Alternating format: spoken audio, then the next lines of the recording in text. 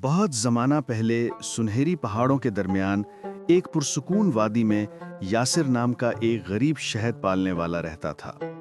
اس کی نرم دل ماں فاطمہ اس کی سب سے بڑی سہارا تھی۔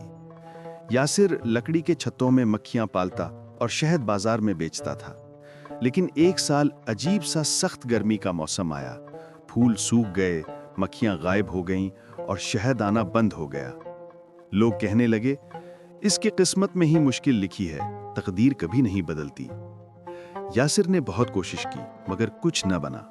پھر بھی اس کی ماں ہمیشہ پیار سے کہتی، بیٹا، تقدیر کا لکھا مٹ نہیں سکتا، مگر ماں کی دعا تقدیر کا راستہ بدل دیتی ہے۔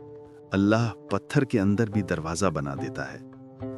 قحط بڑھتا گیا، لوگ وادی چھوڑتے گئے۔ یاسر کے پاس بیچنے کو کچھ نہ رہا اور وہ اپنی ماں کے لیے روٹی تک نہ خرید سکا۔ ایک رات وہ بجھتی آگ کے پاس اداس بیٹھا بولا، ماں، شاید میری زندگی کبھی نہیں بدلے گی۔ فاطمہ نے اس کا ہاتھ پکڑ کر کہا، اللہ کو کسی کی ضرورت نہیں، ہمیں اللہ کی ضرورت ہے۔ جب بندہ اس پر بھروسہ کرتا ہے تو وہ چھپے ہوئے دروازے کھول دیتا ہے۔ بیٹا، جب ہر راستہ بند ہو جائے، اللہ ایک نیا راستہ بناتا ہے۔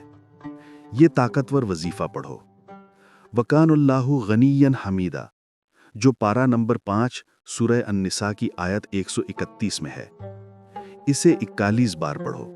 اسی رات یاسر ستاروں کے نیچے کھڑا ہوا اور آہستہ آہستہ وظیفہ پڑھتا رہا، یہاں تک کہ 41 مرتبہ مکمل ہو گیا۔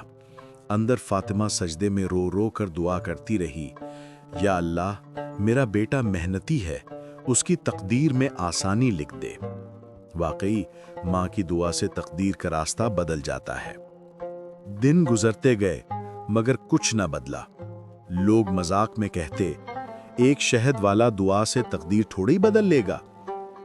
یاسر اداس ہوا مگر فاطمہ نے اس کی ٹھوڑی اٹھا کر کہا، دعا لکھا مٹاتی نہیں، مگر دعا، خاص طور پر ماں کی دعا، تقدیر کے اندر چھپا ہوا راستہ دکھاتی ہے۔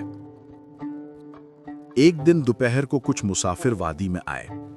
ان کے پاس بڑے ٹوکارے تھے اور وہ لمبے چوغے پہنے ہوئے تھے۔ ان کے سردار نے یاسر سے پوچھا، کیا تم یہی شہد والے ہو؟